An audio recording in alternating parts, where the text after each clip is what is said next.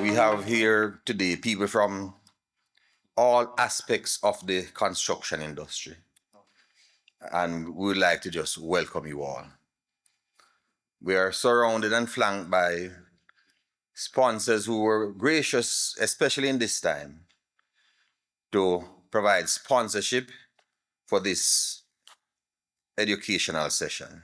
First, I'd like to welcome our distinguished guest, Honorable Robert Morgan, Minister without portfolio in the Ministry of Economic Growth and Infrastructure Development with responsibility for works. I'd like to welcome our moderators, our presenters, or members of the association, fellow contractors who are not yet members of the association, participants, friends of the construction industry, members of the media, and the hardworking staff of the Incorporated Master Builders Association, and all in attendance. It is my great privilege today to welcome you to the Incorporated Master Builders Association of Jamaica's 2025 seminar on the business of construction, understanding contract documents. I extend again special greetings to our invited guests and our presenters who have generously agreed to share their time and expertise to teach, to share, to generously share their time with each of you who has taken your time from busy schedules to invest in your professional development. Your presence here speaks volumes about your commitment to achieving excellence in our industry. Today's seminar focuses on a topic that may seem technical to some, perhaps even mundane, but I assure you, understanding contract documents is nothing short of transformational for our business and our industry. The construction industry is not just about mixing concrete, laying blocks, digging roads. It has evolved into a complex ecosystem of risk management, legal obligations, financial planning, project management, and client relationships. Contract documents are the dividing line between a contractor and a mere builder, a mere constructor. Anyone with tools and basic knowledge can build something, but a true contractor understands scope, liability, warranties, defects periods, payment schedules. They understand variation orders and extension of time claims. A contractor knows that a project doesn't begin with the first shovel, doesn't begin at the groundbreaking. The contract begins when that first pen stroke hits his contract, his or her contract. The contract document is the blueprint for success. It is a shield against unfair treatment, and it is a roadmap through the inevitable challenges that arise with almost every project. Make no mistake, the construction industry is a cornerstone of national development. Every road that connects communities, every school that educates children, every hospital that heals the sick, these are built by contractors. When our industry thrives, when we operate at the highest standard, benefits ripple through the entire community, the entire economy. Jobs are created, skills are developed, families are fed. Having a strong local contractor is important for keeping money circulating in the community, ensuring Jamaicans benefit from development on Jamaican soil. And it's also important for building institutional knowledge that stays in our country rather than leaving when projects conclude. We're gathering here today in the aftermath of Hurricane Melissa, a storm that will test our resilience in ways we are yet to comprehend. The devastation is real. Homes have been destroyed, infrastructure damaged. And now comes an enormous task of recovery and rebuilding. Moments like these reveal our true character. This association is not merely a professional body that hosts seminars and events and lobbies for our own interests. We're a responsible civil society group that has obligations extending beyond our membership to the nation as a whole. When Jamaica faces a crisis, the IMAJ must answer if called, when called. And I want to be absolutely clear, the IMAJ stands fully behind and supports our national leadership during this challenging time. Recovery and rebuilding on the scale that we now face requires coordination, cooperation, and collective action. It requires setting aside differences and working towards common goals. For years, the IMAJ has been consistent and vocal for policies that strengthen local capacity, policies that create a thriving industry. We have lobbied for the domestic margin of preference to give local contractors a fair chance to compete for projects in their own country. We have argued forcefully for reduced bureaucracy, especially in the procurement process, to reduce administrative obstacles that delay critical projects. We've called repeatedly for increasing the capacity of our institutions that are responsible for procurement and contracting, because strong institutions create fair, transparent, and efficient processes that benefit everyone. We have been a very ardent supporter of utilizing local labor and upskilling our workers to ensure they're fairly compensated for their contributions to building the nation. These are not new positions. We've advocated for these principles over multiple administrations, in good times and in challenging times, because we believe they are right and we believe they're necessary. The recovery effort is not just about rebuilding what was lost. It must be taken as an opportunity to build back better, to build back smarter, to build back stronger. It is an opportunity to demonstrate what the Jamaican construction industry can accomplish when we're empowered to perform at our best. The IMAJ stands ready to serve its role in the recovery effort. We offer technical expertise, experience, knowledge, and commitment.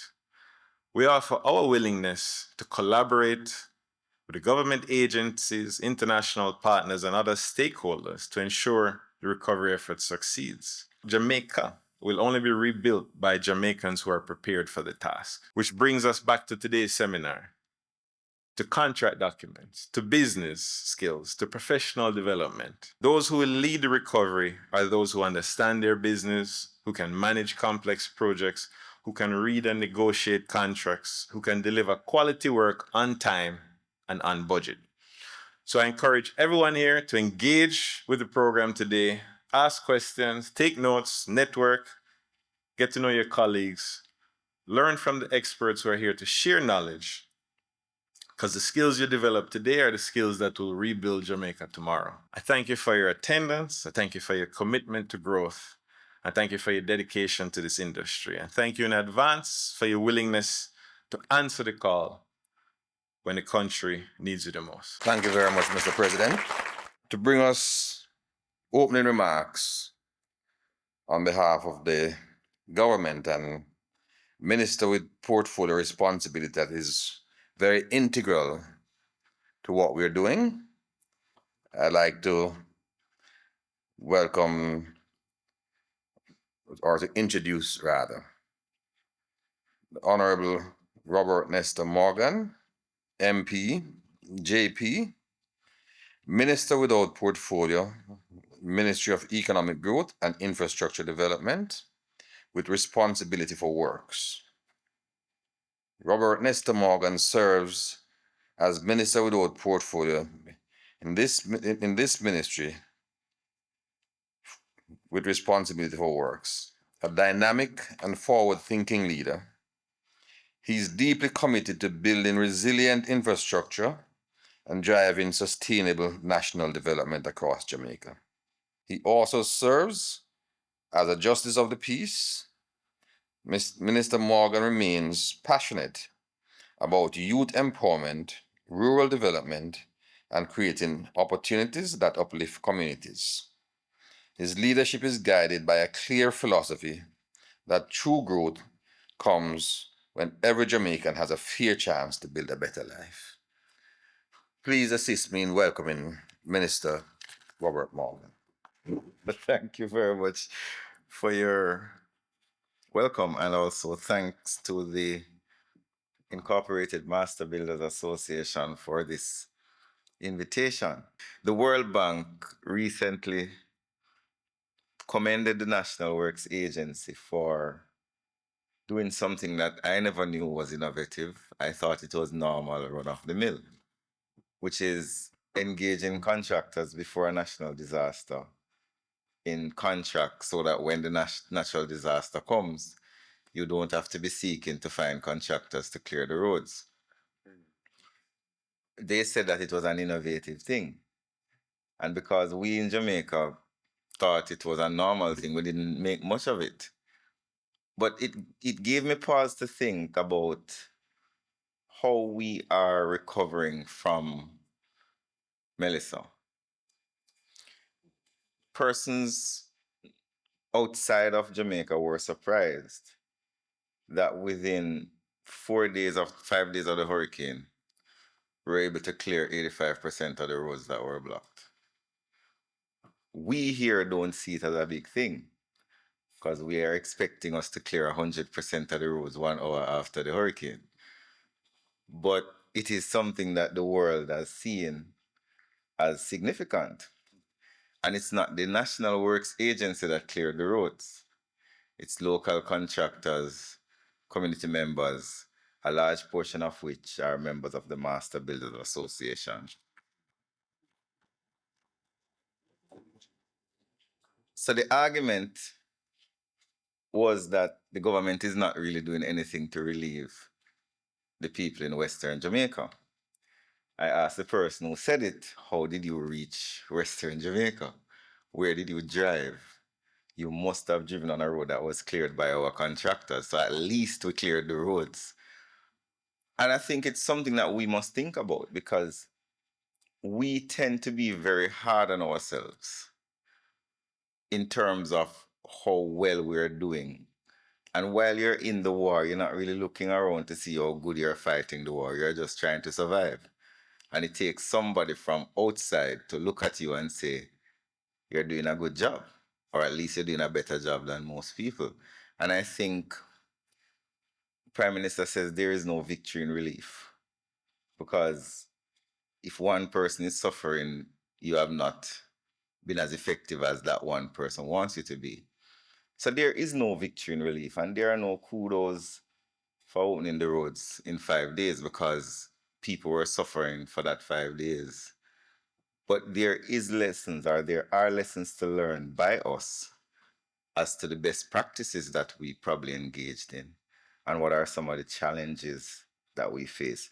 And one of the best practices, I think, is the forward contracts that we engaged contractors with, where every year before the hurricane season, the National Works Agency invites contractors from who are qualified to agree that if there's a disaster, you will be available to help the country recover.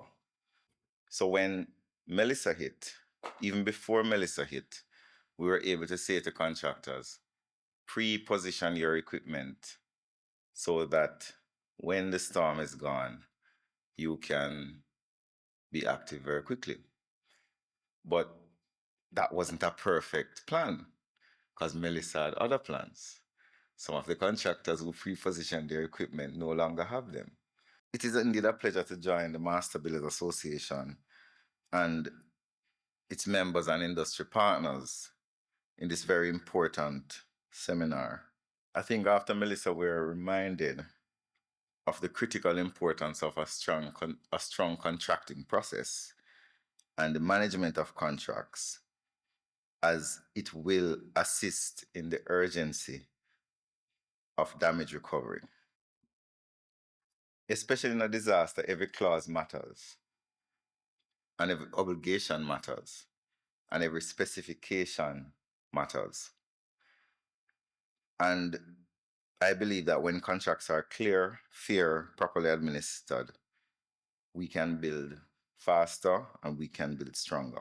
Which is why it's so important that as we continue to improve our contracting process, that we reduce the length of time these major projects take by making the process more efficient, but at the same time contemplating the rights of both the contractor, the contractee, and in our evolving plural democracy, the public. But I want to speak about quickly 3 big things that we're doing that will impact that. And the first one is a controversial one to some people. And it's controversial not because it's not a good thing. It's controversial because it is a fundamental change in how Jamaica will build its future infrastructure, particularly roads. And that is the proposal to build out a one road authority. What is a one road authority? So we have recognized over time that Jamaica has many roads, many types of roads, many standards by which roads are built. So you have parish council roads, you have A1 roads, main roads, you have farm roads, scheme roads, orphan roads. Who knew that you had orphan roads? So an orphan road is a road, let's say you build a housing scheme and the developer builds roads in the housing scheme, but nobody thought to hand over that road to anybody. So after a few years, when the asphalt decays, the citizens start to say, councillor, you know, fix the road. Councillor looks at the gazette and say, but this road is not on the gazette, so it's not my road. MP, you know, fix the road. MP looks at the NWA list. The public doesn't care that the MP or the councillor have no responsibility for the road. What the public cares about is that they need to get to work and they pay taxes and the developer long gone, so him not care neither.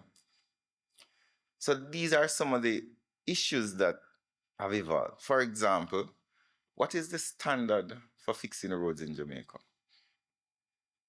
There is no unified standard for fixing roads in Jamaica. So there was a time when some people were still using double surface, chip and spray they call it. But then there was another organization that says we will not allow anybody to use double surface. It has to be asphaltic concrete. There's another thing where people are insisting that you use concrete. But then there's another set of people who are saying we don't need concrete. And these are some of the challenges which has created the need for one unified regulatory and in some cases implementing entity to look at all roads. So imagine placing all roads in Jamaica under one regulatory framework, meaning all roads in Jamaica will be subjected to standards. So if it is a farm road, it has to be subjected to this standard no matter which parish. If it's a municipal road, it has to be subjected to this standard no matter which municipality. If it is a main road, it cannot be a fixing one contractor in St. Thomas fixing the road with this standard, but another one in St. Mary fixing it in another standard. So that's the first thing. Streamlining planning and maintenance. How long should a road last? What is the maintenance schedule of a road? Do you know that up until 2 years ago, nobody knew how much road we had in Jamaica? We had to go out and use GIS and surveys, and eventually we came up to 27,000 kilometers of road. Farm road, orphan road, main road, abandoned road, but road. NWA is only responsible for 5 of that 27,000. And the other 22,000 is split between various other, rather parish council or municipal corporation, private persons, roads that don't belong to anyone, and so on. But in order to streamline planning and maintenance, you have to at least know how many roads you have and what's the state of each of them. So one of the things we've done with Spark is we've said, well, the Spark road must last for 10 years. And that way we can plan for the budget 10 years after the road or 6 years after the road to say, in 6 years, this road is going to need milling and paving. We cannot do that now because in many cases, there's not a record of when this road was last repaired or what was used to repair it. The other thing is we need to eliminate duplication and speed of delivery and improve speed of delivery. If you know how many roads you have and you know who is responsible for them, you can plan better to deal with your roads. There's a fear, however, by some that the NW want to take over road. So one set of persons are saying that they don't want their roads to come under a national governance framework because they want to maintain responsibility. It is not a plan by the government to disempower authorities. It is a plan to empower citizens. In the balance of power, we believe that the citizens' interest remains paramount. And at the end of the day, the people really do not care who owns the road. The people care that the road is repaired. So one area that I wanted you to think about is the idea of a one road authority. We are in the thinking stage of it, and we're going to be consulting with the Master Builders Association, the municipal corporations, and others about how we can formulate a comprehensive framework to govern our road infrastructure. There's a misconception that the government does not care about local contractors. And I will suggest that a majority of the money the government spends is spent with local contractors. 90% of the $7 billion in recurrent expenditure for road maintenance is through local companies. The capital projects that we do, South Coast Highway Improvement Project, while the main contractor would be, let's say, a China Harbor. China Harbor alone cannot do all the work, so they have to subcontract to a large amount of local contractors. So I wish that we would dispense President with that narrative because the evidence does not support. From a purely a dollar figure perspective, most of the money the government spends, most of our bridges are built by local contractors. Most of our roads are fixed by local contractors.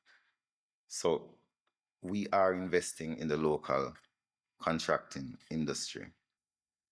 And I want to close by saying that the reforms are not meant to punish anyone or meant to segregate the system from any one particular industry. The reforms that we are doing is meant to improve the industry and give people value for money. The strengthening of contractor performance is not about punishing one set of contractors over the other. It's about empowering the industry to be world class so that local contractors are not just getting works in Jamaica, but are attractive to international countries and companies. I want to thank the Master Builders Association as well for continuing to engage me. Even sometimes they send out press releases that I don't appreciate, but they continue to engage me positively.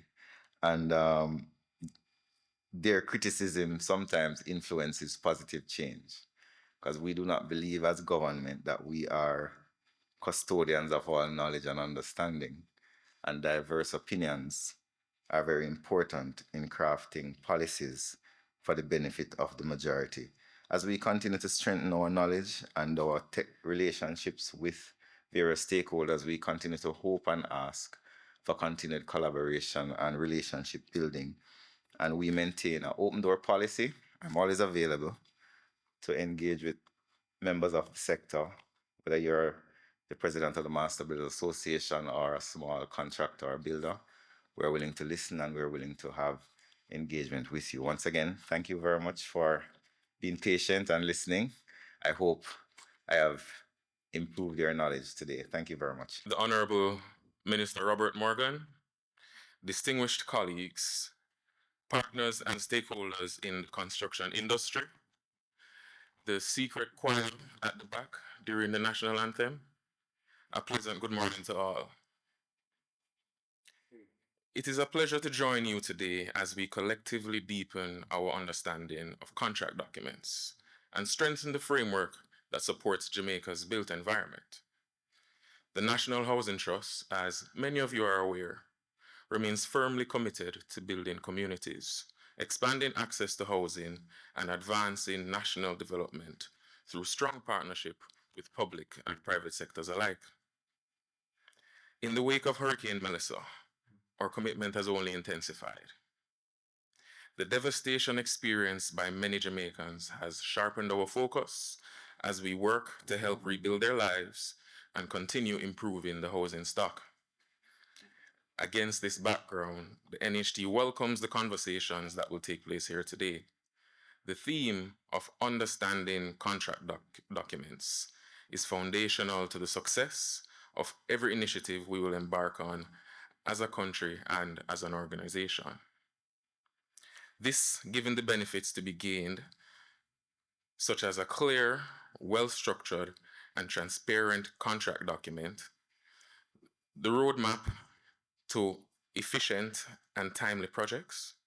For us at the NHT, these elements are not just technical requirements, but are essential to achieving our mission.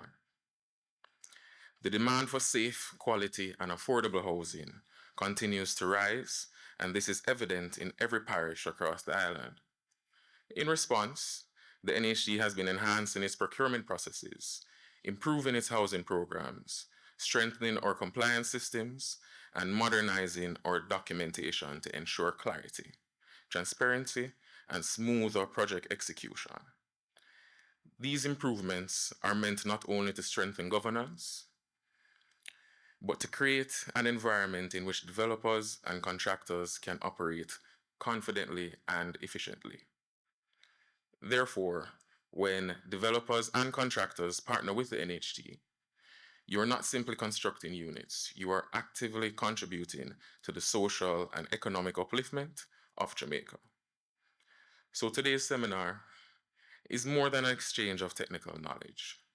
It is a bridge that connects our expertise with our shared responsibility, and it connects policy with real impact.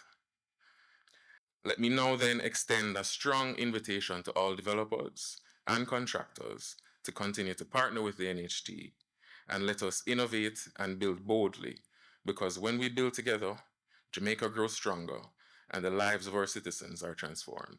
On behalf of General Accident and CG United, it is a privilege to be here with the esteemed members of the construction sector, particularly the members of the Incorporated Master Builders Association.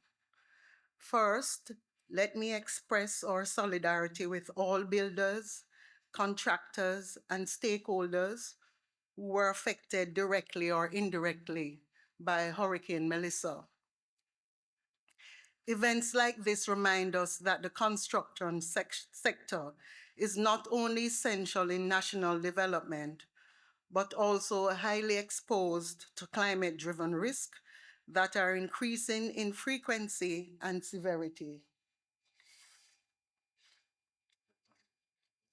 From an insurance perspective, Hurricane Melissa has reinforced three critical realities. The first reality is that the increased volatility of weather-related losses. Over the past few years, we have seen a shift, not only in short intensity, but in unpredictability. For insurers, this means rising claim costs and more pressure on risk modeling. For builders, it means projects must be planned and executed with resilience in mind. The stronger and smarter we build, the more we can collectively reduce losses, premiums, and downtime after an event. Contractors who submitted complete documentation and complied with underwriting guidelines are experiencing faster assessments and smoother claim processing. Those who did not may face delays. Melissa reinforced one message: proper insurance plus proper information equals fast recovery. The second reality is that risk mitigation is no longer optional, it is strategic. Our goal is not only to pay claims, but to partner with you by one, providing technical guidance to help builders understand risk exposures at each phase of construction. The second is to support training and workshops on disaster readiness and climate claim preparedness. And the third is fast tracking claim assessments where documentation and site protection measures were properly executed. Insurers, and I'm saying this for emphasis, insurers reward strong risk management, and builders who adopt best practices experience faster recovery and more favorable insurance terms over time. The third reality is that the right coverage and underwriting guidelines matter. Contractors' all risk is your primary protection against accidental physical loss and damage during construction, often accompanied with performance and mobilization bonds. Contractors' all risk coverage responds best when contractors submit bills of quantities, site plans and drawings, project timelines, safety and storage protocols, and updates regarding changes in the scope. Performance and mobilization bonds play a critical role in maintaining confidence in the construction process. To issue these bonds responsibly, we rely on complete and accurate information, such as your financials, project history, and contract details. And again, for emphasis, accurate information allows us to price your risk fairly and ensure claims can be processed efficiently. This ultimately protects both you and the project owner. And the last reality is that collaboration between builders and insurers is essential. General Accident has been serving the Jamaican market for over 60 years. First, as an agent of General Accident in Scotland, and over the last 40 years, as a 100% owned Jamaican company that is listed on the main index of the Jamaica Stock Exchange. We're the third largest insurer within the Caribbean. We're built on strong international and local expertise, prudent risk management, and a consistent track record of paying claims. One of our greatest strengths is our capitalization. Capitalization simply means the financial strength behind the company. It is our ability to absorb losses, pay claims quickly, and remain stable in times of catastrophe. For contractors, this provides security and confidence because your partnership with an insurer that can stand firmly behind the commitments even after major events like Hurricane Melissa. When you're insured with a well-capitalized company, your projects, your clients, and your cash flow are protected. So how do we move forward? We move forward with stronger partnerships. The partnership between insurers and contractors has never been more important. General Accident remains committed to being a strong, well-capitalized, reliable partner you can build with.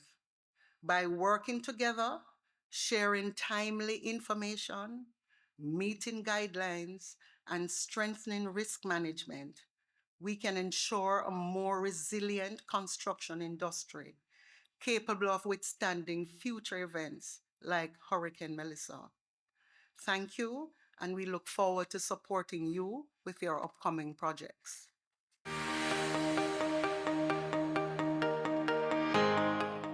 My name is Lenworth Kelly, moderator for the first session, and we'll go straight into it, with construction projects. There's this thing with construction projects regarding contract time, and sometimes we have conversations with clients about who came up with this construction duration.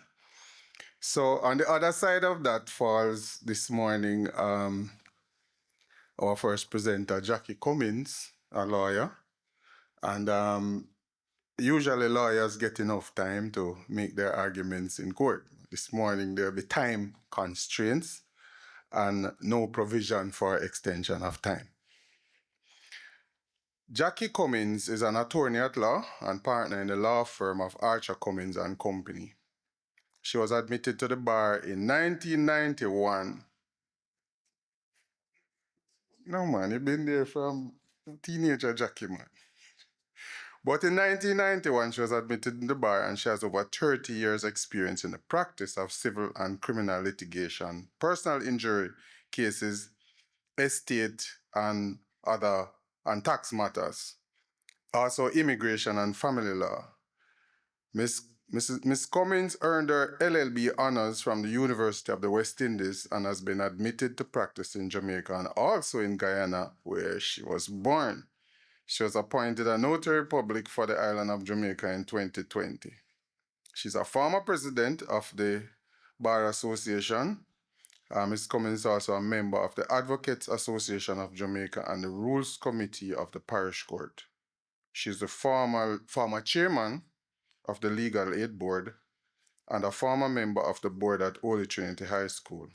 Past member of the Jamaica Football Federation Disciplinary Committee and the Jamaica Table Tennis Association Disciplinary Committee. She has earned great respect in Jamaica's sporting world, and she has been involved in several sports, both as player and as an administrator. She's an avid football and track and field fan, where she has served both sports as manager of various teams. Mrs. Cummins has presented several seminar papers to the Jamaica Bar Association and the Medical Association of Jamaica, the Jamaica Defense Force, the JGRA, Jamaica Gasoline Retailers Association, Norman Manley Law School, and the University of the West Indies Faculty of Law, Mona Campus. Also, she has presented to the Association of Caribbean Commonwealth Bar Associations and the General Legal Council. Mrs. Cummins is married to Neil Gordon Martin and has a daughter, Alexis. Can you make her welcome as she shares with us introduction to contract documents? Well, first I must tell you, when I was listening to singing the national anthem, I heard this part of this national anthem that says, "Stir response to duty's call." Would you believe it is last week, Wednesday, Mr. Williams called me and asked me to do this presentation? And I'm like, you couldn't be serious at this last moment. But then the whole concept of stir response to duty's call as an attorney and former president of the bar, having done this so many times, so many organizations within our country, I felt obliged to help out Paul and come and do this presentation for you. And I did ask the Lord for knowledge so I can know what it is I'm going to say to you, so as that you can understand what I'm saying. Now, I'm going to talk to you about contract documents. The agenda, what I'm going to speak on is what is a contract. I'm going to tell you about the elements of a contract. If I'm moving from the mic, it's because I like to move, folks. So if you can't hear me, put up your hand. I know I have a very loud voice and I talk aloud. So if I move from the mic and you can't hear me, put up your hands. All right? I'm going to tell you about what is a binding contract. I'm going to let you know what types of contracts they are, as well as a contract called a FIDIC contract, which you guys should know about. And I'm going to give you my final tips and takeaway of the contract. So the first order of business, what is a contract? A contract is a legally binding agreement between two or more persons. It does not have to be in writing. It could be for goods or for services, and it could be performed today or at some point in time in the future. We have what is called an anticipated contract. There are several elements of a contract. Elements of a contract, there's the offer, there's the acceptance, there's the consideration, there's the intention to create legal relations, there's the capacity, and there's the legality. Now, unless all of these elements of a contract are existent, you don't have a contract. For example, if I say to Michael Archer, Michael, let me $5,000 and I'm gonna pay you back tomorrow. And Michael goes in his pocket and gives me $5,000. I don't pay him back tomorrow. Can Michael sue me? Where was the intention to create legal relations? My friend, lend me his money. Where's the intention that he wanted to ensure that I was going to pay him back? He just says, he just went into his pocket and handed me the money. Yes, I promised him to pay him back tomorrow. Yes, he gave me the $5,000 of consideration, but did I intend to create legal relationships with him? No, I didn't. Brethren are just asking him, lend me your money. How often have we heard that with our friends, our colleagues, and our family? Lend me your money. In a contract, what we learned at law school, I come to you and I says, I would like to buy your car. And that's my offer. He's going to say to me, I will willing to sell you my car. He has accepted. The consideration now is I'm going to give him money. That's my consideration. And he's going to give me a car. That's his consideration. So if he says to me, no, I'm not selling my car, I said him a bicycle. My offer has been rejected.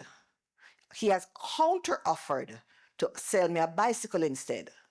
If I says, okay, I'll take the bicycle, he has made a counter offer and I have now accepted that counter offer to buy his bicycle. So I will now pay him money as my consideration for the bicycle, and he now give me a bicycle. That's my consideration. That is what makes it a contract. Does not have to be in writing, orally. Okay? Here's the issue when it's not in writing. When you go to courthouse, it's his word against mine. That's the danger when you don't have it in writing. It's still a contract, still can be enforced. If he give me the bicycle, I pay him half the money and I don't finish pay him. He can sue me because he has offer, acceptance, and consideration. And there was an intention to create legal relations. So the next thing is capacity. If I say this to a 16-year-old boy, see me this bicycle passing, sell me that bicycle. And him say, yeah, man. I said, give me $10. No, I know the bicycle worth $100, but I offered him $10. And him say, yeah, man. Now give me $10, I take the bicycle. That a contract? No, because he's 16 years old. He is not of the age of a majority or adult to make that contract. And I've taken advantage of this little 16-year-old boy by offering him, to buy his bicycle for a price that is much, much less than it is. Similarly, I go to an old lady's home and I see the old lady has some jewelry. She's demented. And I said to her, sell me that nice gold chain now. She said, yeah, man, how much you want for it? And I said, okay, I'll give you $1,000. And she said, yeah, man. She has no legal capacity to sell me the jewelry because she's demented. She doesn't know what she's doing. She's in a nursing home and she's just there and she just probably wants $1,000. She doesn't have the capacity to enter into a contract with me. And any case that goes to the courthouse, that contract will be null and void because she doesn't have the mental capacity to understand that she's entering into a legally binding agreement with somebody else. Similar with a 16-year-old boy. And then those are all the elements of a contract. So once all those elements of a contract are present, you have a binding contract, you can take it to the bank, to a courthouse, to anywhere. Okay? So when is it binding? When it's all of the elements I just outlined to you are present, it's binding. Hard performance of an intended future contract. For example, a similar situation, I'm offering to buy him the car. Him set the car on the wharf. He soon get the car. I give him some of the money and I don't get the car. And the car is on the wharf and he give me all kind of excuse as to what happened to the car. contract is not fully consummated yet because I have got no consideration from him. But I can say I have part performed. I have paid him for part of the money in that contract. Similarly, if it is that I am building something and I'm building something and you say to me, I will pay you for fixing up my veranda. Just lay 2 more heights of blocks and I'll pay you. And you start the work and you stop and says, give me some of the payment. And I said, no, how are you going to do me a favor? You have part performed the contract that we already agreed to, but we don't have anything consummated yet, but you have part performed. So that can be binding, and he can take me to court to say, I have parted building the wall for the veranda to make it 2 blocks heights. So therefore, I can.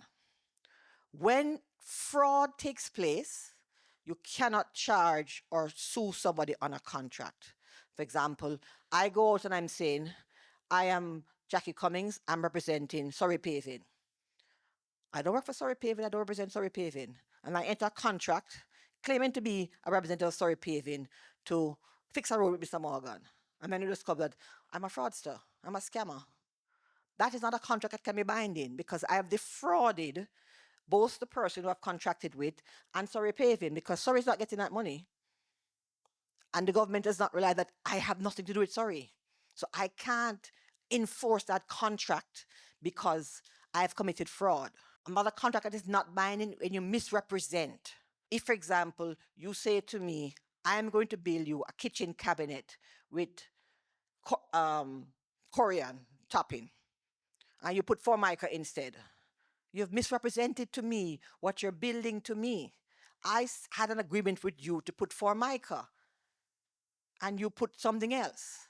So you've misrepresented what our agreement was. So I can say, I'm not paying you. And you can sue me to court. That's not what our agreement was. You told me you're going to build with Korean topping and you go put Formica. That's not our agreement. So misrepresentation can make a contract not binding. Examples of contract. When you go to the supermarket and you buy your groceries and you get a receipt, that receipt is a contract. That is a document that says, I have purchased these items from supermarket and I've paid you for these items in supermarket. And if anything happens with those items, for example, I reach home and I realize that one item is spoiled, I can go back to the supermarket with the receipt and say, see, I bought this from you, it is spoiled, it's not what I intended to buy. And the supermarket can say, I have no contract with you. Yes, that's your contract. Your supermarket receipt is your contract. That's a physical document that says that I bought from you items. That's the supermarket's consideration, and I paid you. That's your consideration. They had offered it on the shelf for me to purchase, and I accepted it by putting it in my trolley and going and paying for it. So a supermarket receipt is in fact a contract. Lease and rental agreements, they're all contracts. Tells you how much you're renting the place for, what you do with the place, I don't think all of that nature. Insurance agreements are also contracts. You heard the lady from CG Insurance, General Accident speak, and CG I see as well here. They are asking you to enter into contracts with them. Rest for sure, they're going to give you a document to read. It might be 50 pages long. Do me a favor, read all 50 pages. Because you have a little thing called fine print. That is where they catch you. So read all your contracts, read all your documents. Mortgage and loan agreements. Remember when I first left law school and I went to Citizen Bank? I don't know if any of you old enough to remember what Citizen Bank is. I went to Citizen Bank to open my first bank account. And the gentleman says, sign here, sign here, sign here. And I picked the document and started reading it. It was about fine print, very long something. And he said, what am I doing? I said, I'm reading it. He said, he's the first, all the years he's been working in the bank, he's ever seen a customer read the contract for opening a bank account.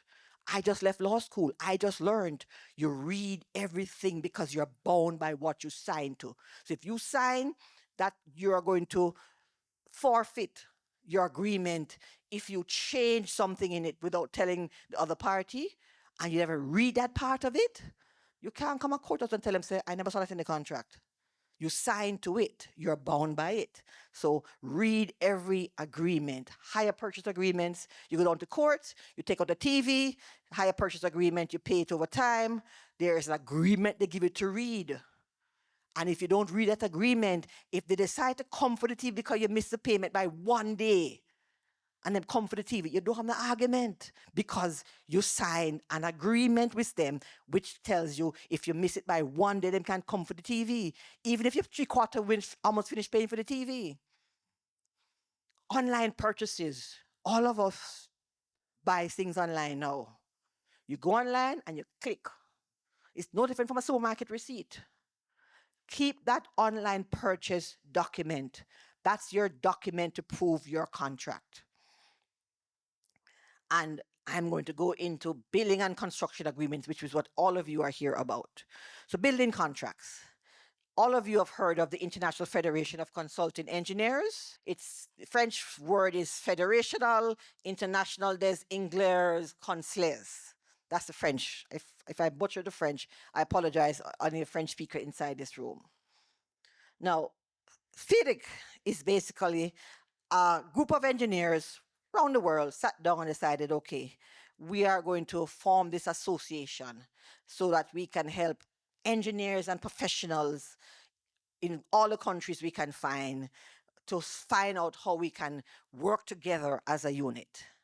And what they did is that they've come up with a contract that they developed over the past 50 years to determine how they can use and globalize. So if a China Harbor comes and does something, it doesn't have to be a contract that China has one way of doing things, and then Japan does another way of doing things, and then Canada has another way of doing things. This was done by international engineers who says, okay, no matter which country you go to and work, this is the basic contract we're going to suggest that you use in your organization to guide you in the matters that you have. So you have different provisions in this contract. Now, this contract is almost 600 pages long. I had to read it the other day. I have a case in court in the Supreme Court that I had to read. It took me 3 days to read this contract. It is 600 pages long, fellas. But as persons in the industry, I commend you all, and I see some students, some heart here, read all 600 pages. Okay? All of the contract speaks to, it has general provisions. It tells you who the employer is. The employer is the person who hires you to build whatever needs to be built. The engineer is basically like a supervisor for the project, who's employed by the employer to supervise the project. And then the contractor is you. You are the person who's going to build. So this contract outlines who these persons are. And then it sets out subcontractors. So you can subcontract or can you not subcontract? You need to know that. It tells you how you deal with staff and labor, plant and material. Who buys the material? Are you just a build and the employer provide you with all the material, or are you to bring the materials and charge the employer for those materials? When are you to start? When are you to stop? How can this contract be suspended? What happens if there's a delay in the project? Tests that need to be done before completion. What is it that needs to happen so that when I'm finished with this contract, I can simply say, yes, I have gotten the work satisfactory and you have completed my job. And the final thing is a taking over certificate. Taking over certificate is when you finish your job and you says, here, John Public, I have finished building this bridge for you. It is now yours. You can take it over. And then we go into the other parts of the contract, which comes into defects liability. How long after I build this bridge does Minister Morgan come back to me and says, there's a crack here or this don't build good? What is the time period? Who measures and evaluates that what I have done is what I have promised to do? Have I put in 6 layers of blocks or have I put in 3 layers of blocks? Who does that? Who evaluates that? What if the midway through doing the contract, he says, okay, no, I don't want 6 layers of block anymore. I want 10 layers of block. How do you adjust that in the contract? Because the contract was signed beforehand and it is now being changed. This tells you how do you vary it. You need to know how it is you want to have it varied. You need to determine your price. and how you're going to be paid. Are you going to get mobilization fee or you're not going to get mobilization fee? What is it? Is the payment schedule? Does it have to get a QS before you get paid? How often are you paid? Is it every 2 weeks, every month, or at what stage of the contract? Termination.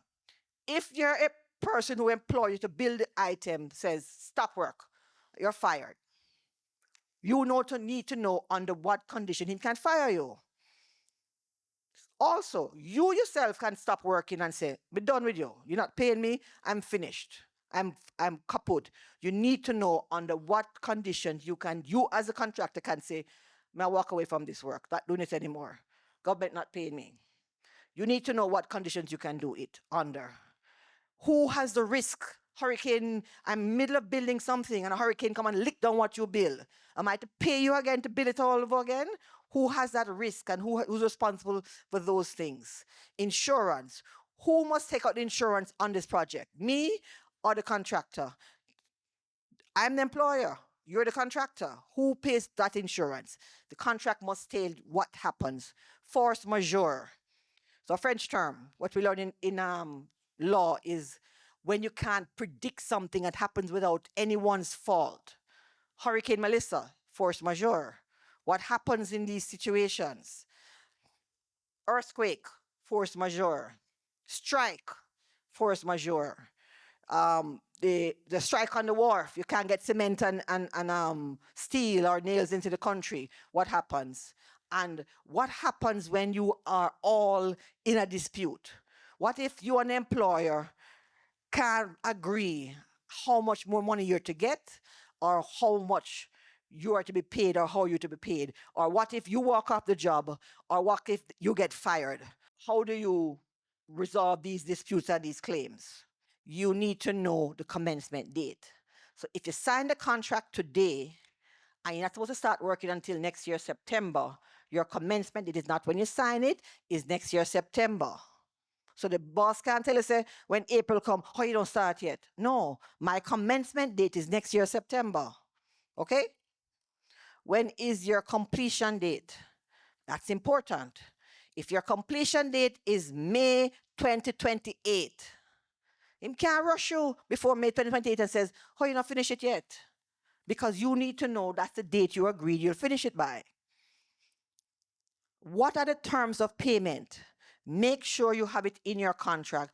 How are you going to be paid? Is it every month, every stage of the game? Make sure you have that.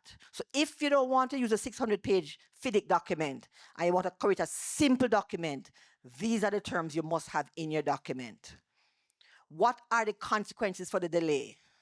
And I will tell you this as an attorney, 90% of the cases that end up in a courthouse is because a project is delayed or an agreement is delayed. 90% of the cases is because of delay. So, and then now you deal with taking over certificates. Who certifies that you have now finished the work, that you can now take over, and this is now yours to move on from there? And termination. Determine under what conditions can they fire you? Under what conditions can you leave the work? Make sure these are part of your contracts. So if you don't want to use a 600-page contract, create a simple contract, but make sure you have these essential terms. Okay? So, and if there's a dispute, make sure you have an agreement for dispute. I will tell you this, ladies and gentlemen, do not simply cut and paste a contract from another contract, because a majority of you don't realize when you put in your contracts that any dispute will refer to arbitration. When there's a dispute, a lot of you don't go to arbitration. You end up in a courthouse. Why put it in your contract if you don't want to go? Arbitration is an expensive process. It means you have to pay the arbitrator. You have to pay your lawyer. And if you lose, you have to end up paying the other man's lawyer. Courthouse now, government pays the judge. You don't have to pay your lawyer. That's all. The only time you pay the other lawyer is if you lose. So why put in an arbitration clause in your contract if you don't plan to go to arbitration? I have several cases where arbitration clauses in the contract and the other side ignores all the requests to go to arbitration, please make sure you put in how you want to dispute. You can have a ways to deal with it. Usual, as I said, the usual case that always happens with contracts is delay. Whose fault is it? How does it affect the completion date? Can I be fired? What am I entitled to receive if I'm fired? And what remedy do I have against my employer? There are several reasons for construction delays. Unclear project scope, changes in the project, work deviations, material cost escalation, poor project planning, legal hurdles, or unpredictable weather conditions. All these can delay a project. So make sure your contract has a provision. What happens if there's a delay? What happens with the delay? And termination now is that you must say, have a clause how you terminate. First thing you must do, you must give notice. And it's not a situation where Donald Trump says, you're fired. That's not how it is. It must be a situation whereby you have something to write and says, John Brown, I have not happy that you have not paid me. I have sent you 2 certificates showing how much work I have done, and you have failed to pay me. So therefore, I am exercising my right under clause so and so of our contract to terminate my services with you or suspend my services with you. And you have it in writing, and you have told him in writing, this is why I'm walking off the job, because you don't pay me. If it is a converse and you're the employer and the contractor, you want to run him off the work, state why you're running him off the work. And you can't run him off the work to do the work yourself necessarily, or to find somebody else cheaper to do it, because the contractor can take it to court. Make sure you have sufficient in your document as to why you're terminating. So if you're terminating is by the employer or by the contractor, state the conditions under which you're terminated in your letter. Put it in writing. It don't have to be a letter. Can be an email, can be a WhatsApp. Once it can be documented why you're terminated. And when you decide to terminate, you need to stop working. The boss says stop, you need to stop working. If you decide you're going to stop working, you need to stop working. Then what happens now when you stop work? When do you remove your equipment? Do you leave your equipment there for the next person to finish it? Or do you take your equipment? Or how long do you have now to take your equipment off that job site? You need to know that. You need to know up to the date when you walk off the job or you were fired, how much money are you entitled to? Were you properly fired? Are you entitled to your full scope of your work because the employer decided to swindle you and fire you for no reason? You're entitled for the entire value of your work. So you need to know at termination, what is the value of what you're entitled to get? What is your work? And what and how you're going to be paid after termination.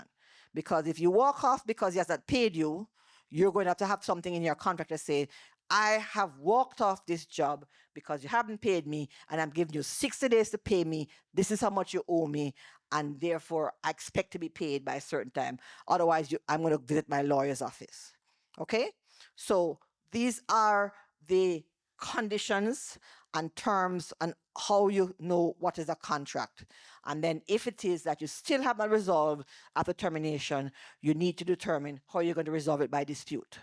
You can resolve it in several ways. You can negotiate and say, boss, just pay me now, man. We will stop working now. I realize you don't have the money, but pay me. When can you pay me? I'm saying, all right, give me 6 months. I'm saying, all right, me give you 6 months. That's negotiation.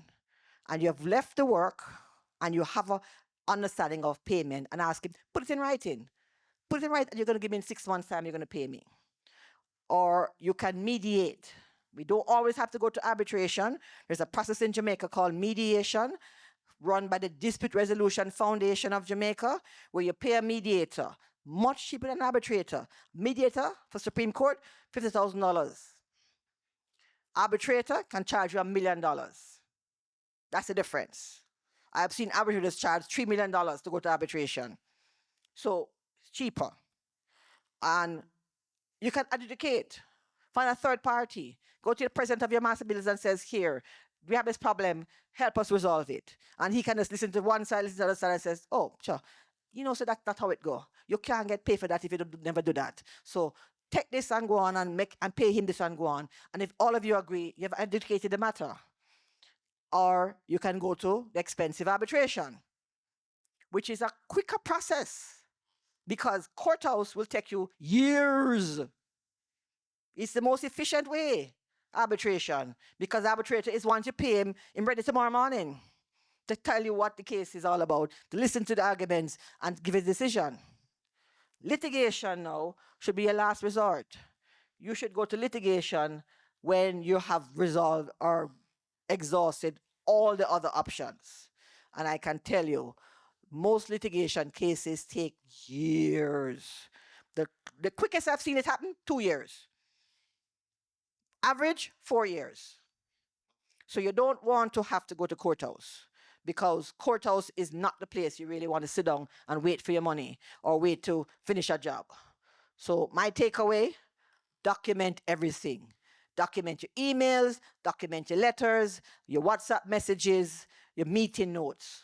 You have construction diaries. Preserve them. Don't throw them away when you finish the job site. Who knows, 6 months down the line, they have some defect liability, them want to blame on you and not realize that another plumber come in and change the pipes and that's the pipe you put in there. Keep your documents. Before you act, consult an expert. Get a QS to determine how much money you're to get. Get a lawyer to advise you. What are your terms under your agreement? What can you enforce? What can they do? What can they not do? Speak to the experts. Know and understand all the terms of the agreement you signed to. Make sure you read the 600-page document if you're using a FIDIC contract or what other document you create. Read it. Be reasonable. Don't be like some of those where I had a case where the difference is $20,000. One man is claiming 5.5, or one is claiming giving him 5.2. We're going to put about $30,000. That's not even my fee. Why are we wasting time for $30,000? No, be reasonable. Meet somewhere halfway in the middle and see what we can do. And don't walk away easily. I've seen too many times where employers or contractors can't bother, and just walk away and just leave it and just don't collect anything. If you can and you have the gumption for it, people need to know. If they know you're a walkover, that every time you do a job and you don't get paid, you'll walk away and not collect your money, they'll keep on taking advantage of you. So make sure you take advantage of you.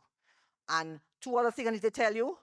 Any contract or any agreement which involves land, sale of land, transfer of land, devised land, must be in writing. We have a statute called statute of frauds.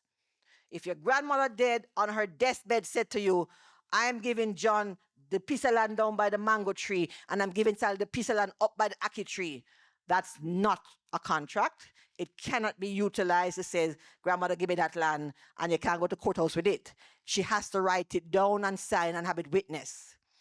You can't say, I'm selling you this piece of land around the corner and I have no contract in writing. And I'm going on the land and start building my house. I don't pay no money yet. I don't get no agreement for sale yet. I'm a sitting duck. I'm a fool. It's not in writing. And writing don't mean I have a contract with name and agreement and all of that. A receipt. If I have 2 cases in court right now whereby my client paid for a man for a piece of land, she has her receipts. No proper contract done up. What is a contract? Because the receipt shows what the contract is. There's offer, acceptance, consideration, intention to create legal relations, and it is in writing on the statute of fraud because the receipt says, receipt from John Brown for 1 King Street, Jamaica, Kingston, Jamaica. That's a contract. So it doesn't have to be a full document all the way around in it. So that is my talk, ladies and gentlemen. You have any question? This is where you can find me if you need to find me. And I thank you very much, Incorporated Master Builders Association of Jamaica, for inviting me here. And I remember a clip some time ago, I sorry I didn't bring it here, where, remember this clip, Rosie at her house was sleeping and many rivers came down, rivers. What did she say? Call the contractor. Don't be that contractor. All right? Thank you very much. I've heard from the lawyer, and then comes the arbitrator.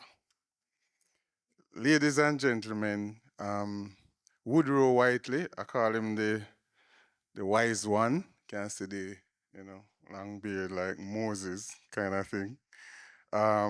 Woody is the holder of a BSc honors in quantity surveying from the University of South Wales in the United Kingdom, and the holder of a LLM in construction law and arbitration from the Robert Gordon University in Scotland, UK. He's a fellow of the Royal Institution of Chartered Surveyors and a fellow of the Jamaica Institute of Quantity Surveyors, also a member of the Trinidad and Tobago Institute of Surveyors, a member of the Users Council's London Court of International Arbitration in the UK, a specialist in alternate dispute resolution within the construction industry, a practicing arbitrator with previous appointments in local and international arbitrations, a practicing construction industry mediator and adjudicator. He has held the following positions: Program Director for Quantity Surveying at University of Technology, Council Member and President of the Jamaica Institute of Quantity Surveyors, Council Member of the Construction Industry Council of Jamaica, and a Commissioner of the National Contracts Commission, now the Public Procurement Commission, and he's a founding director of the Caribbean Procurement Institute in Trinidad and Tobago. Can we welcome Woodrow Whiteley? Hello, good morning, each and everyone.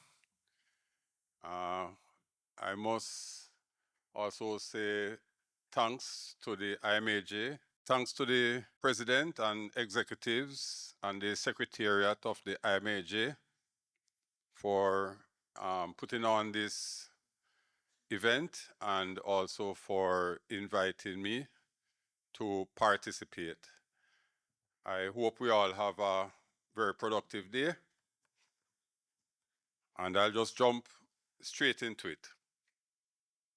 So this session is about understanding contract documents and especially relating to the forms of contracts used in Jamaica. The main contract forms that are used in Jamaica at this time, I would summarize as being the CIC, which is the Construction Industry Council of Jamaica, the CIC standard form of building contract. At present, we are up to the 2018 revision, and that contract is one that I will speak to some more later on in the presentation. The CIC has also produced the agreement for minor works, building works, amended, reprinted October 2020. In Jamaica, based on the costs and the rising costs, I'm not sure how much use is made of the minor works, but it is still a valid and useful contract for its purpose. We also utilize in Jamaica the FIDIC contracts. Now FIDIC has a whole suite, but the two primary ones which we tend to use here are the form for construction of building and engineering works designed by the employer. And most of us generally refer to it as the Red Book. We also have quite wide use of the Yellow Book, which is the FIDIC conditions of contract for construction for plant and design bill. So from the FIDIC suites, those are the main two that are utilized in Jamaica. We also have the Government of Jamaica construction contract, which is used primarily by some state agencies on public sector projects. So, just speaking a little about the CIC now. The CIC, as we now know it, is derived from the JCT form of contract, the JCT being the Joint Contracts Tribunal of the UK. And our form is actually derived from the 1963 edition. Now, over the years, the JCT form has undergone, they have made quite a number of changes and revisions. And at present, the 2016 edition would be what one would expect to be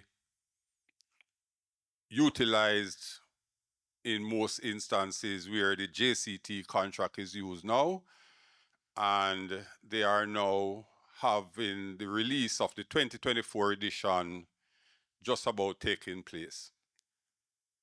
Now, in terms of the CIC form of contract, we have quite some background to that in Jamaica. It has proven itself over time to be a very good contract. I will not spend time to try and teach, because we don't know about the CIC form or any of the other two, but what I can say is that based on development in contract forms, and especially the guide which we could take from the parent form, which I refer to as the CIC, then I would like to just highlight some areas guided by the development of the JCT, which we could look at implementing at some point, or at least consider for implementing in our local CIC form. Now, the contract, all construction contracts ideally should assist in, apart from creating a relationship between the parties, but they also have the terms and conditions which guide the operations of the parties during the contract. So my suggestion is that we maintain the use of the CIC, but try to incorporate some of the developments in building contracts which has taken place and which have not yet found themselves in our current CIC. I won't go through all of them, but just as an example, we have at the start of the job, we always have to do, the contractor have a responsibility for the levels and setting out of the works. So we have, that's covered in the clause 5 of the CIC form. One of the developments that have taken place, which has not yet found itself in the CIC form, and I would just want to expose us to in terms of giving consideration to it, in terms of how we move forward with our contract, has to do with what happens if there is an error in the levels and setting out of the works. As it is now, the contract is silent on that part. Naturally, the contractor is expected to carry out all aspects in full conformity with the design. However, there may be cases where there is an error in the levels I'm setting out. And what consideration has been given to this is that it is not always the only remedy to, let us say to the contractor, oh, you need to knock that down, you need to change that. It's possible that maybe the client, the employer, could decide to, use of a better term, live with the error. And that is an area that the more recent forms of the JCT has addressed. So provision is made for the employer's consent to be obtained, not to amend the error in setting out, and for an appropriate deduction to be made from the contract sum for those areas that are not required, those areas which were set out are incorrectly. So the contractor would not have to amend. But as I said, there is a consequence to that, and the consequence is normally based on a reduction in the contract sum. We have another clause that speaks to artists and tradesmen. This is where the employer is allowed to engage with others apart from the main contractor to execute works while the main contractor is undertaking his work. Now, in the current form of the CIC, there is no provision for the contractor to, what I would say, to push back against the inclusion of these other parties on the project while they are carrying out the contracted works. Nothing is wrong with that in a sense, but we have to always be careful that our contracts are really properly worded, properly, pardon me for,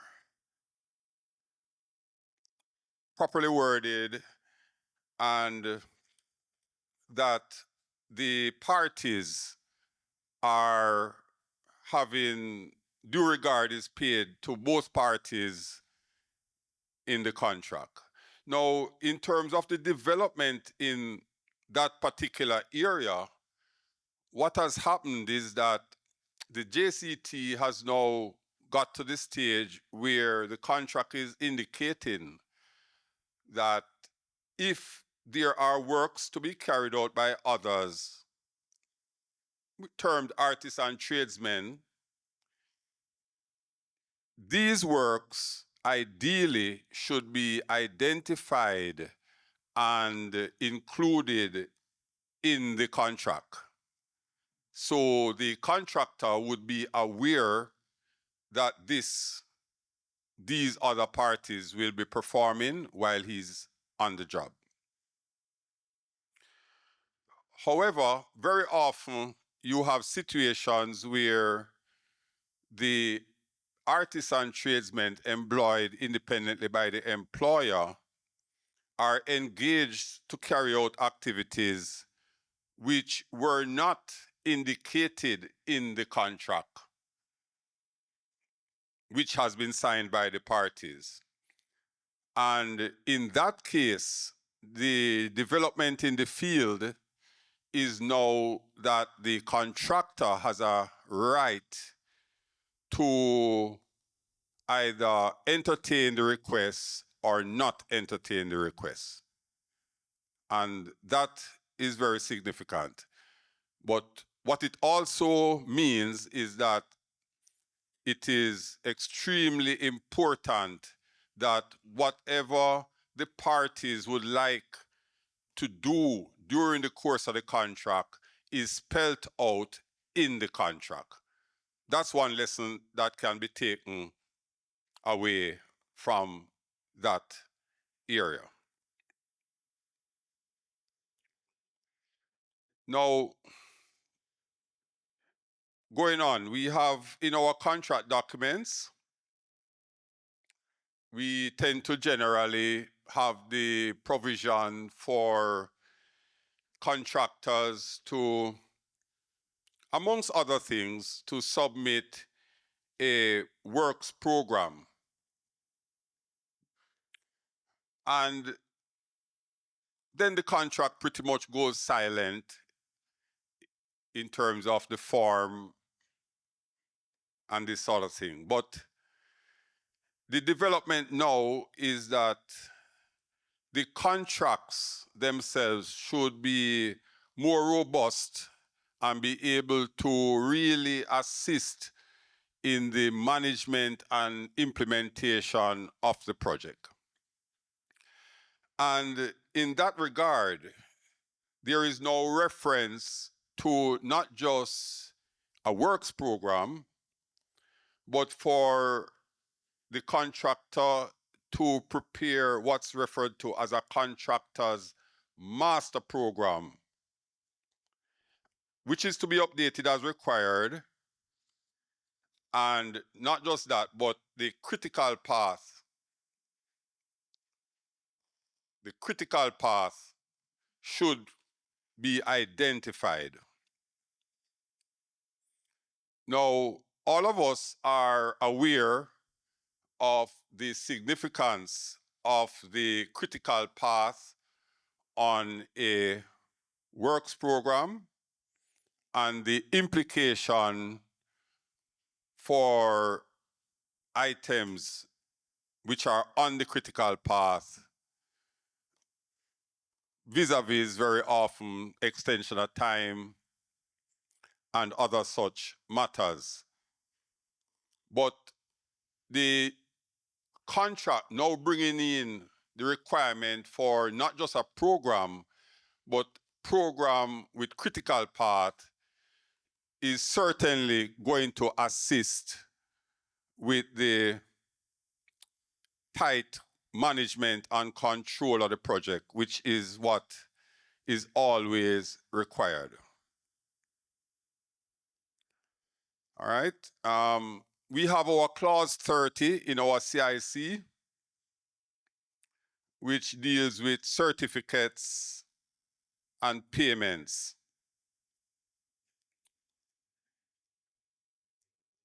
Now, it speaks to the various certificates, and one very critical one, which I'll just speak briefly to, is the final certificate. And what is suggested is that this clause in its present form is reviewed so that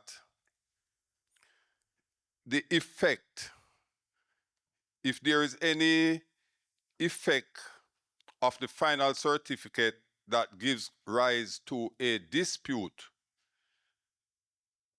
then what is the effect of that certificate and how is it going to be utilized after the dispute occurs?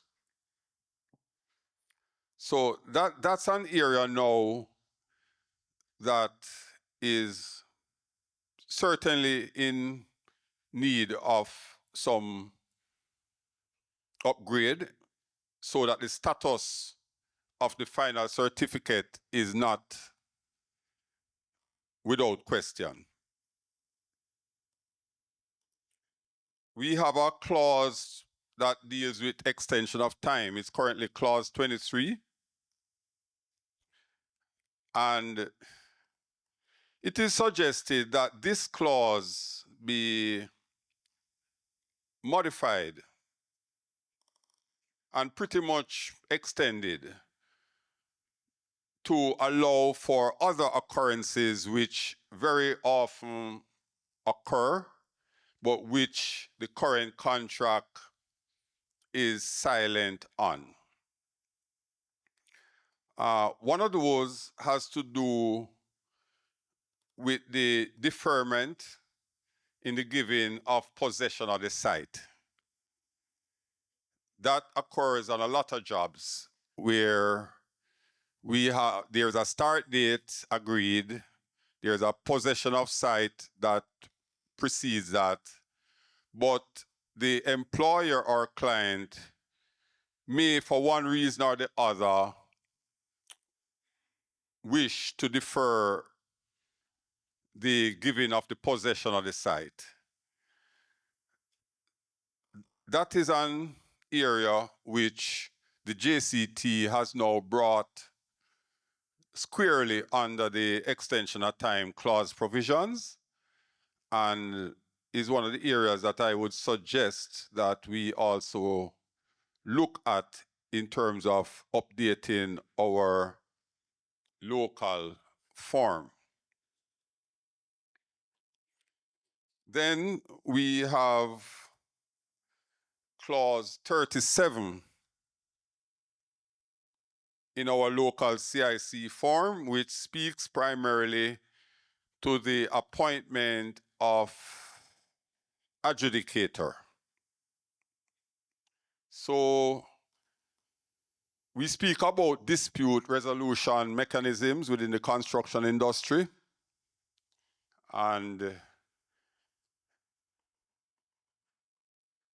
my colleague before spoke to the use of mediation, the use of adjudication, arbitration, litigation. Now, in terms of adjudication, just for now, we have a clause in our contract that speaks to the appointment of an adjudicator. And I'm sure a lot of us here have entered into contracts with this clause and have even gone to the extent of identifying adjudicators to be named, whether in the contract or when the dispute arises. However, there are some gaps, and one of the major gaps currently has to do with the enforcement of the adjudicator's decision. So the contract speaks to the process, the appointment, and the adjudicator giving a decision, but in terms of the enforcement of that decision, it is silent on that. And being derived from the JCT form, that also was the case in the UK. So, with the passage of the Construction Act in the UK, which brought adjudication into the fore, what the government actually decided on after much consultation was that the enforcement of the adjudicator's decision would normally end up in the courts. However, I think we can all appreciate that construction contracts are very unique as against contracts generally. And that is recognized from the outset. So what the UK government did was create a special, let me term it that, branch of the court. It's referred to in the UK as the Technology and Construction Court. Now, this is a court that was set up to deal primarily with disputes arising out of the construction industry, and at that time also the quickly developing IT industry. And it was recognized that the legislators generally did not have the expertise in these areas. And therefore, the government decided that they would separate out the construction industry and the IT industry, and those issues from those industries would go to the Technology and Construction Courts. And to make it effective, they would ensure that the judges who are appointed to these courts had specialist in-depth knowledge of construction contracts and IT infrastructure and contracts. I will drop off the IT for now and just keep to the construction side. I just wanted to bring in the use of the court there. So, as you may all are aware, the adjudicator decision is referred to in technical circles as of temporary finality, meaning to say the decision is final at the time that it is made, but it is subject to review either by way of the parties themselves negotiating directly or by the matter going to arbitration.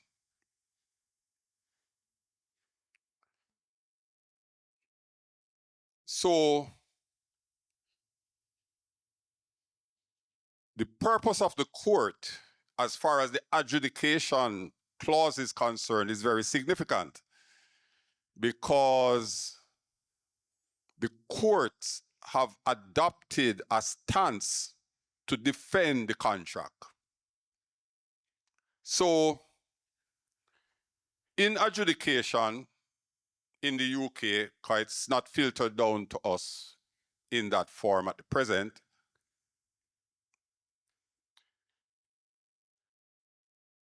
when the adjudicator makes a decision, and providing there is no flaws with his process, if one of the parties choose to have a difference of opinion and challenge that decision, then they would be required to do that in the TCC, the Technology and Construction Court. And the court have developed a stance for adjudication. When adjudication is brought to the court insists that before that party will be heard, they first have to abide by the adjudicator's decision. So they have coined a term which is quite widespread in the courts and even in the government circles. Maybe we don't want to use it exactly that way, but I'll just mention it. And that stance is pay first, argue later. That's the stance of the TCC, to give teeth to the adjudicator's decision. Now, why have I spent so much time on this? Is because we have this clause in our local contract, and we often spend time and money putting adjudicators in place, but we do not have the legal infrastructure to support it. So if one party decides they want to dispute and they do not abide by the adjudicator's decision,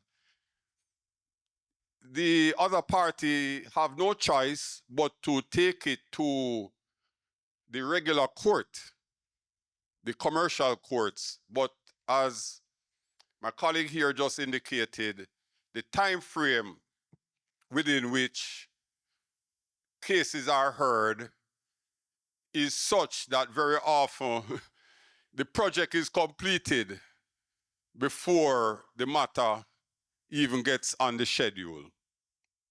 So that defeats the whole purpose. That defeats the whole purpose of adjudication. So the suggestion is either that we have a closer liaison with the members of the Bar Association and the government to put in the necessary legislation to give teeth to this provision of the contract, or the contract itself is developed to provide the teeth to the adjudicator's decision. So basically, as it is now, the adjudication clause in Jamaica, as far as I'm concerned, is of no use. Okay? So we need to look at spending time with contracts that have in provisions that really have no means of serving the intended purpose. All right? In terms of the CIC, I'm going to pause on the CIC for now and just go on a little to speak about the FIDIC, which is very widely used in Jamaica. I notice it's on the screen. I won't try to pronounce the French, right? But we have been informed already, correctly so, as to the English interpretation, right? So FIDIC is in English referred to as the International Federation of National Associations of Independent Consulting Engineers, and it's headquartered in Switzerland. FIDIC is famous for producing a wide range of standard forms, and these include the Red Book, which I mentioned earlier, for works, building and engineering works designed by the employer, the Yellow Book for electrical and mechanical plant and building and engineering works designed by the contractor.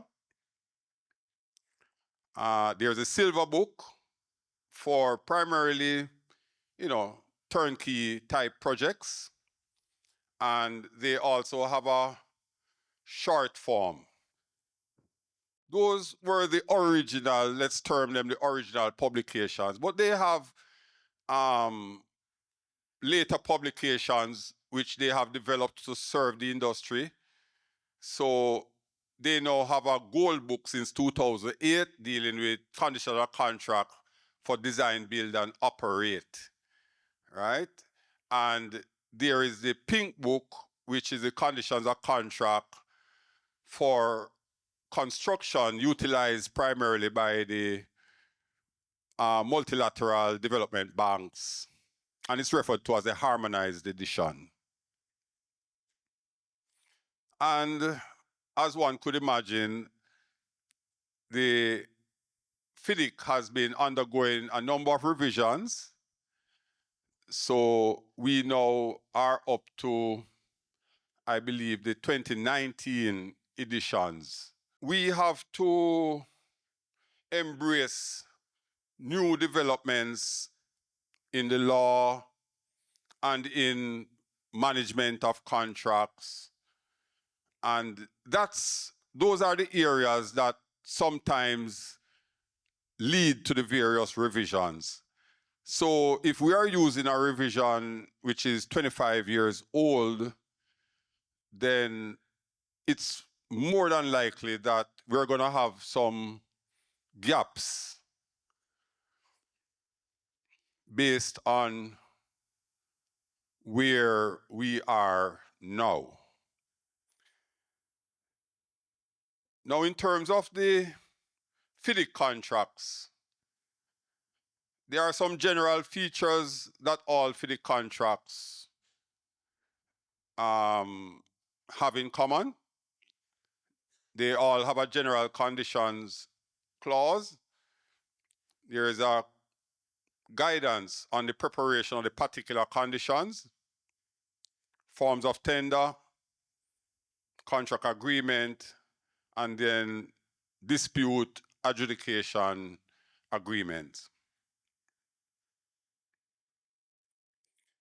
Now, the general conditions and particular application, conditions of particular applications, that's the main area in which you will find the terms. So the part one is referred to as the standard conditions produced by FIDIC, and it is suggested that that section, if there is to be any amendment or having it cater for something otherwise, it is recommended that those are carried out using the conditions of particular application.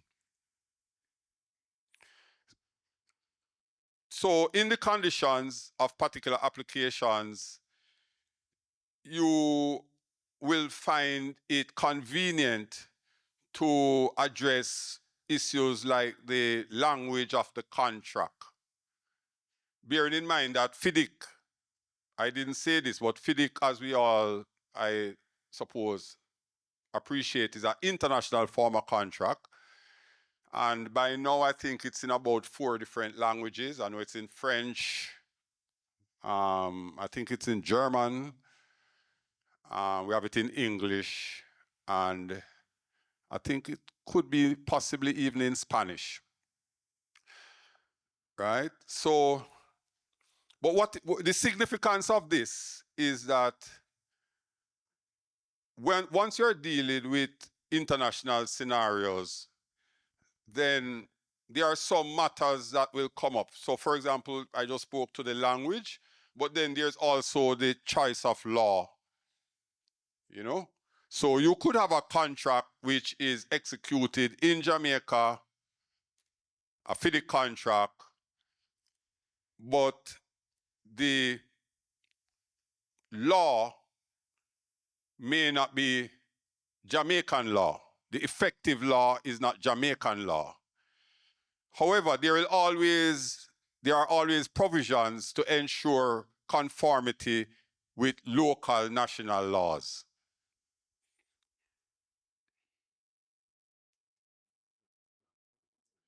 So the FIDIC part 2, the condition of particular application, is very useful for adjusting and making the contract unique to what's happening in the given situation.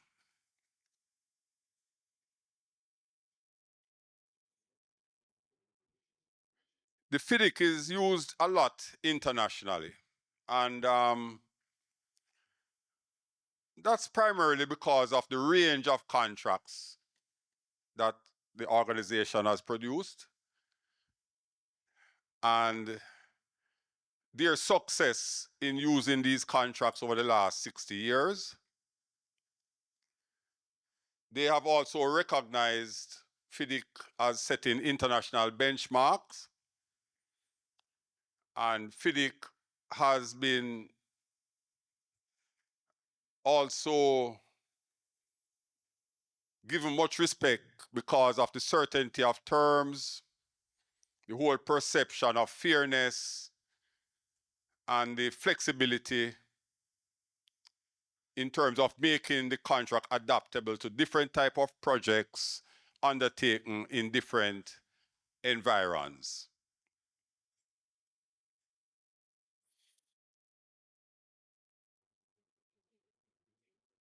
I have 5 minutes left. So I'll just move on from the FIDIC to our Government of Jamaica form, which is, I consider it to be a bespoke form, derived in part from FIDIC, part from CIC. I suspect it was a major exercise of cut and paste.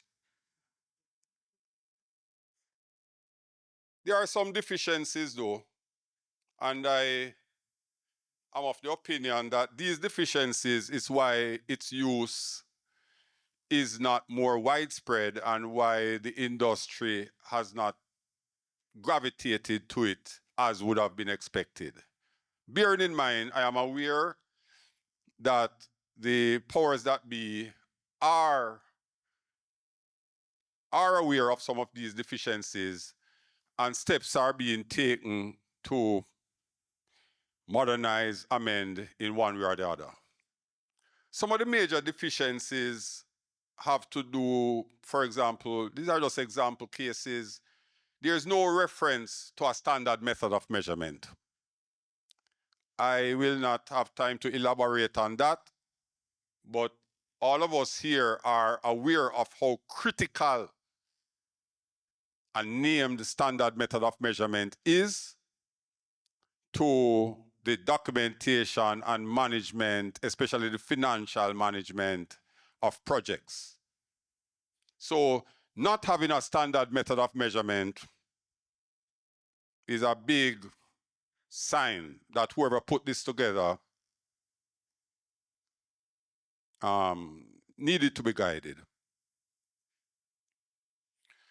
All right. Then there are the clauses that deal with payments and variations.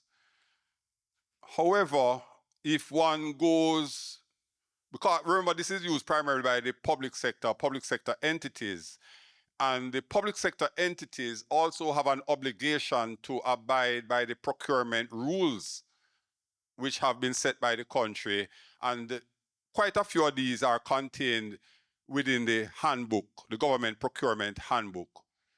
So those two documents, there was no coordination, right?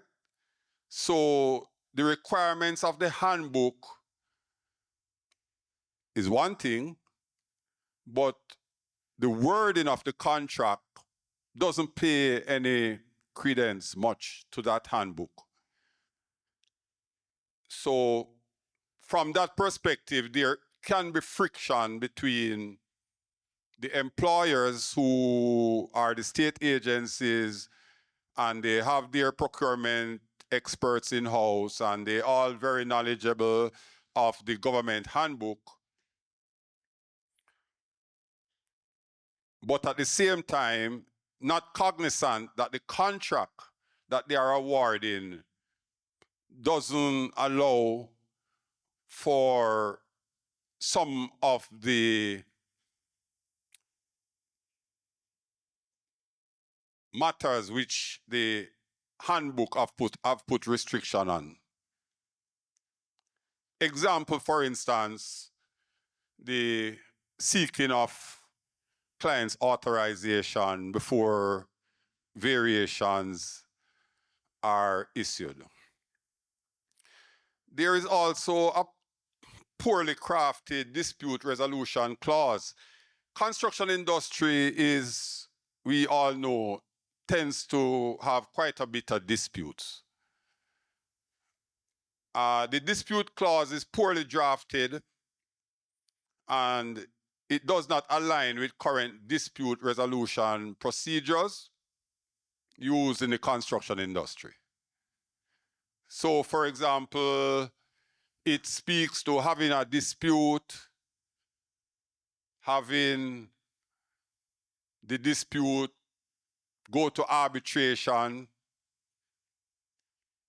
during the course of the contract, if necessary, and also for the arbitrator to issue his award within 28 days. So you can see the confusion. This is what comes from cut and paste. So when I speak to 28 days, where did that come from? All of us can relate back to 28 days being normal for the adjudicator to make a decision. But adjudication is a totally different process from arbitration. These are some of the reasons why I believe the government form is deficient and its use is not more widespread. But I'm going to steal 2 minutes because as a member of the industry, there are different opinions as to how one should best resolve their disputes. But it, in my estimation, there are benefits. All approaches have their advantages, disadvantages. Mediation, adjudication, arbitration, litigation. Now, what we need to bear in mind is the significance of arbitration, by the way. Because arbitration is governed by an act. So we actually have an arbitration act in Jamaica. One of the stipulations is that wherever the contract, which most construction contracts do have provisions for arbitration. FIDIC does, JCT does, CIC does.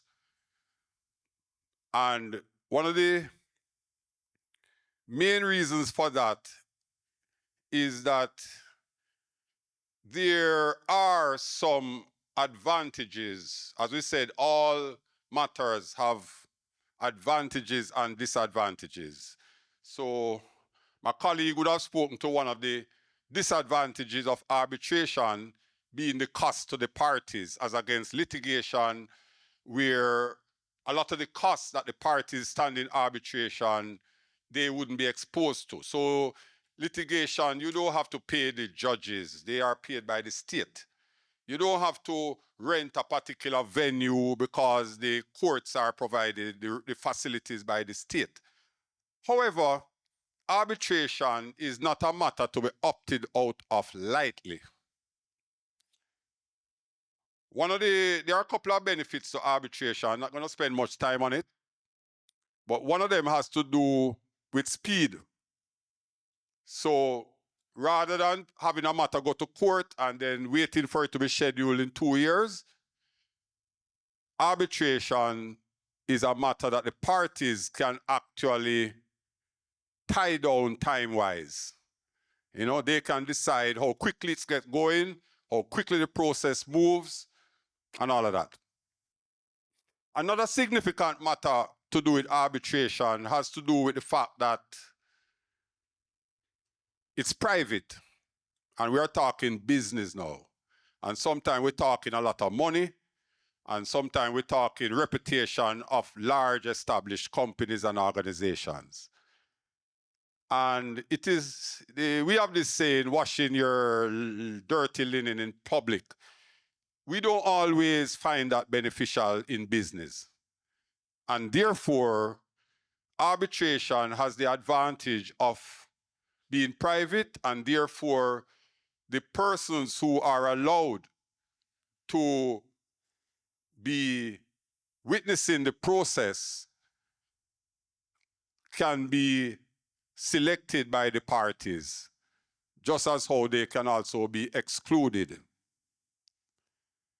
Bearing in mind that the outcome of some of these disputes can, especially to those who are not so well learned in all the different facets, could sometimes cause serious reputational damage to some companies. And also, there are sometimes when parties are trying to put their cases together, the line between the business, how the business operates, the matters you would want to keep private out of the public sphere is very significant. Once you go to litigation, anybody can enter the room. You could see your business in the newspaper tomorrow morning, right? So I'm not going to go and spend more time now, but I just put it to say that arbitration is well crafted within the construction industry. And one thing I'll close by saying, just bear in mind, once you have a contract that has an arbitration clause, nobody can override that by going to the courts. The courts have no jurisdiction. They have to just organize and send you back into the arbitration forum. So it's, if you have an arbitration clause in your contract, then before you sign, you need to decide if this is how you really want your dispute, if you have a dispute, to be handled. It's not a matter to be taken lightly. I will stop there. Thank you all. My name is Michael Archer. The question I want to ask is, in the first presentation, there was the discussion as to when a contract has been properly entered into. The second presenter indicated that the arbitration clause, in some cases, as it's referred to in the FIDIC, may not be properly constituted in the contract. There's another issue related to that, where in most large contracts, the arbitration clause requires that both parties agree on a arbitrator before there is even a dispute. In most contracts, the client usually neglect to consummate that clause. So arbitration or an arbitrator is mentioned or proposed by the contractor. The client ignores it, the contract goes on. There's a dispute down the line, and there's no arbitrator in place, along with the issues raised by the second presenter, that the way how contracts are set up, the arbitration clause may be ineffective or of no basis in terms of coming to some litigation settlement. The points that were raised by Mike, I suspect that they more relate to adjudication as against arbitration, which, as we said, are two real separate and distinct processes. Just to make sure that we are all on the same wavelength, because when I spoke to the contracts, not, let us say, even our CIC contract here, and I spoke to a clause, a dispute resolution clause, which is not really effective.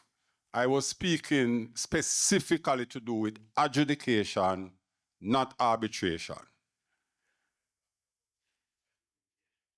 Right. So what you're saying is aligns correctly with adjudication. Just to say, with arbitration, if you have an issue where there is a need to appoint an arbitrator, and whichever side, one of the parties are dragging their feet, reluctant, and that often happens just by way of ignoring correspondences or responding way out of time, then that's where the courts can assist. That's where what I was alluding to when I said if the parties are not carrying through their role, then that's where the courts would step in.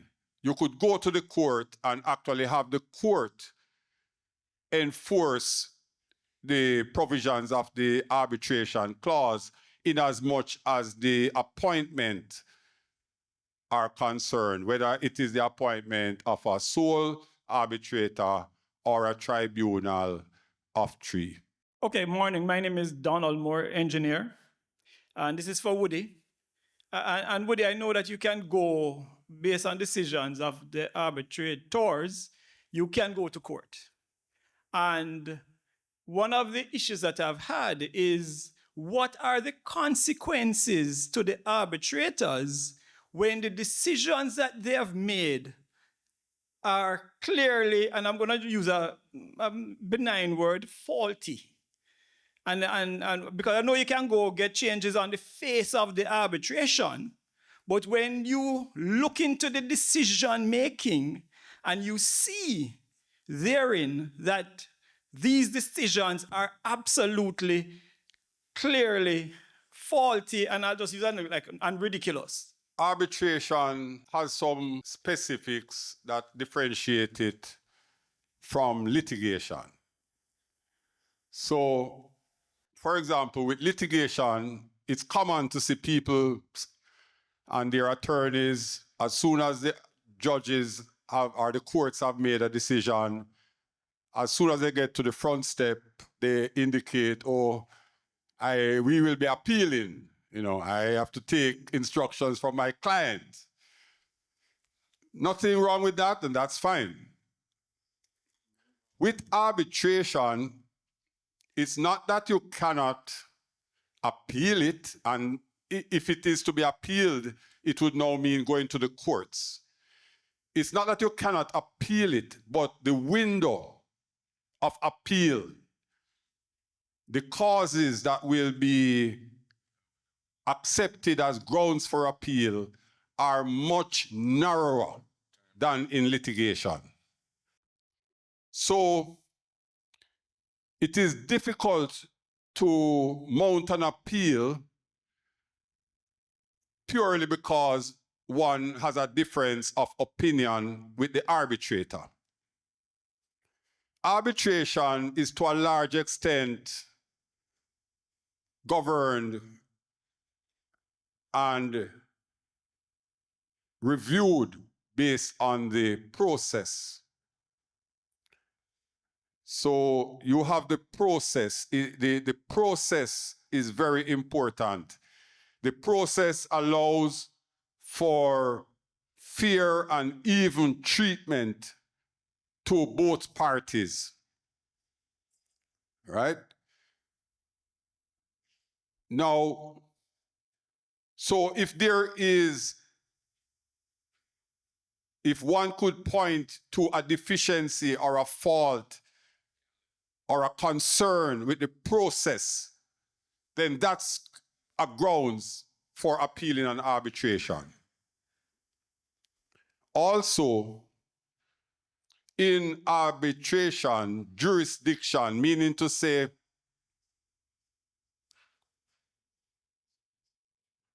the scope, the arbitrator has to stay within the scope. If he goes outside of it, if he decides something or hangs his decision on something, on a matter which is outside of what was put in front of him, that could also be grounds for review by the courts. And the other one I'd mention is the arbitrator's conduct during the proceedings, right? So if his conduct is one that give concern that one of the parties could be put at a disadvantage, then that could be a grounds that you could have the award reviewed. But I must say, as I said earlier, that unlike the courts, a difference of opinion on the arbitrator's decision by itself would not normally be sustainable and would not be entertained by the courts.